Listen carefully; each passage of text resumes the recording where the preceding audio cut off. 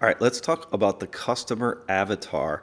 And the reason the customer avatar is important is because we just learned about the content marketing formula where we need to be able to generate an audience so that we can then advertise to that audience. And when we can advertise to that audience, we can create awareness and generate more sales. Well, what the most important part of that formula is that audience and is that audience member. We need to get clear on who we are trying to attract into this audience. What I want you to do is download the customer avatar worksheet. And I want you to spend some time working through who you are trying to reach. I can't tell you how important it is for you to understand who we are trying to reach as we move through this certification. So what you're going to do is you're going to start in the upper left hand corner here, and you're going to put in here the type of product that you're trying to sell. You know, I like to start with a product. Like, let's start with what are we trying to sell at the end of the day? You know, in this way, I like to work backwards when I'm thinking about the kinds of content that I need to produce. Then we're going to literally picture somebody, like a real person that we have done business with in the past or that we know we can help, right? So they might be a member of a group that we're in, but it's somebody we know that we know we can help.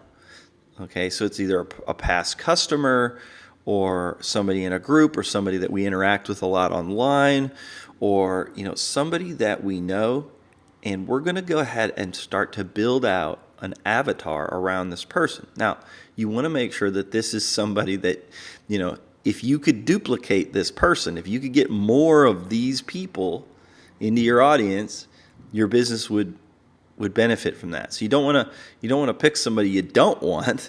So picture somebody that you're like, wow, this person, if I just had 100 more of these or 1,000 more of these or 100,000 more of this person, my business would really grow.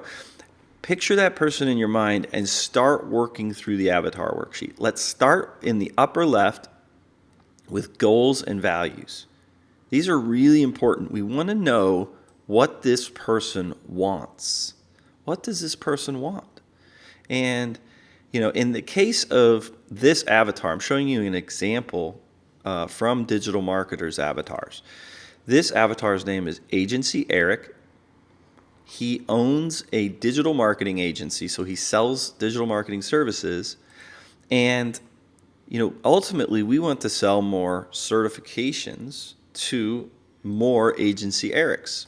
And some of you on this call that are listening to this are going to say, well, I am Agency Eric. You know, well, you are in the middle of a certification. So it's very possible that because of the targeting that we're doing, right, we're finding more Agency Erics, and you might be an Agency Eric. Eric's goals, he wants to increase his agency business. He wants to increase the capabilities of his team. So he's got a group of people that work on digital marketing projects for people, and he wants them to be better. He wants to scale his business.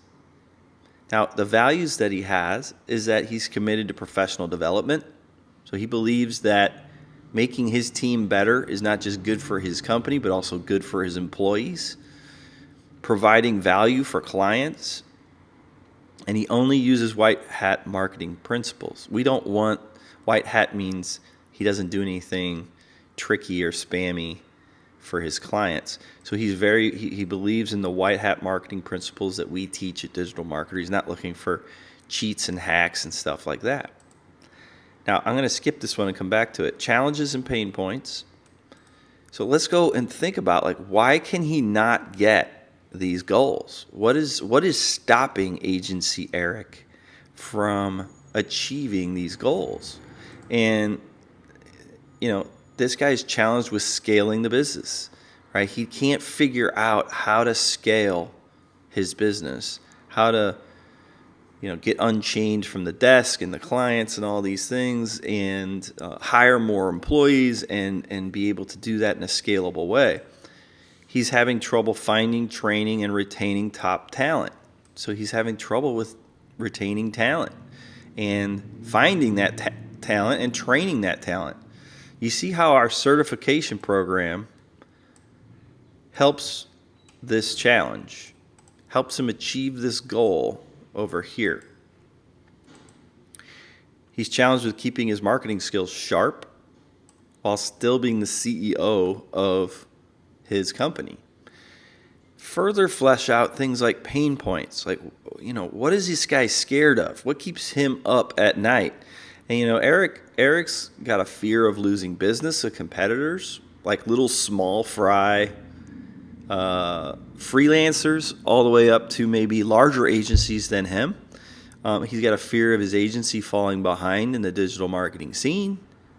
Okay, so I want you to picture someone that you want more of in your audience and start filling this out. Then you go up here, and I like to give this person kind of a fun name, right? So Agency Eric. Give them a real age, gender, marital status. Do they have any kids? Where do they live? Are they a male or a female? I love this one, the quote. Put a short little quote that you think this person would say out loud that, sums up their values or sums up the pain point that they have. In this case, this is more of a value statement. Agency Eric says, I surround myself with people smarter than me. That's the kind of person we want, because we want them to be interested in certifying their team. We want them to be interested in professional development and providing value. Okay, so then, things like their occupation, their job title, this stuff might come up, and it might not. It might be super critical to what you're selling or doing, but it might not. But in any case, you're picturing an actual person. Go ahead and put what you know about this person in here.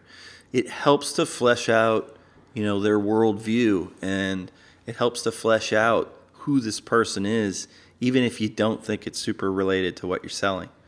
Now, sources of information is a really powerful thing to think about. Like, what books does Agency Eric read?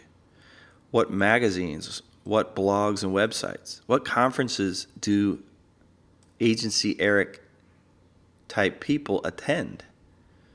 What gurus do they follow?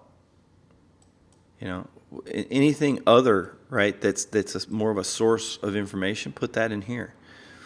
Super important for a couple of reasons. One, it's important to start consuming the same types of media and going to the same conferences, or at least being aware that these things exist, as your avatars. You need to understand them and where they go and what they do and how they get information. The second reason is because a lot of these can end up being targets for you. If you go and use something like Facebook advertising, you can target, people that like this book, Good to Great, or Think and Grow Rich, right, in your Facebook advertising. Then the last piece over here, objections and roles, does the training, so this person's got objections.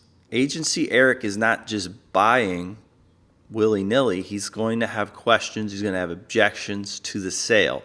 Why would he not want to buy a certification? If you can list these things here, that, why does this person object to the sale? Well, one of the reasons that Agency Eric may not want a certification is because he doesn't know if the training will fit an existing service or a new service he can offer to his clients. If we can answer that question for him using content marketing, we're going to get more sales from Agency Eric. How long will him and his team be out of pocket during the training? If we don't answer that question, Agency Eric's probably going to be like, well, I have, a team and I'd like to get them trained, but I can't, I have to have them working too. I can't just be training them all the time. How long does the certification take? And then the last thing I want you to think about is whether or not Eric is the decision maker or not. Does this person make the decision to buy this thing or not? This is an important thing to be thinking about with anybody you're approaching, especially in the sales arena, where it's like, if I target this kind of person, can they make the buying decision? It doesn't mean you should not target them or speak to them with your content marketing if they cannot make the sale, but you do need to be aware of it. And preferably, we want to have somebody that we're trying to communicate with that can make the deal, can make the purchase. So what I want you to do is download your customer avatar worksheet. I want you to spend at least an hour, usually is what it takes, to put together a good avatar worksheet. Sit down, think about it, move through this process, and develop your customer avatar.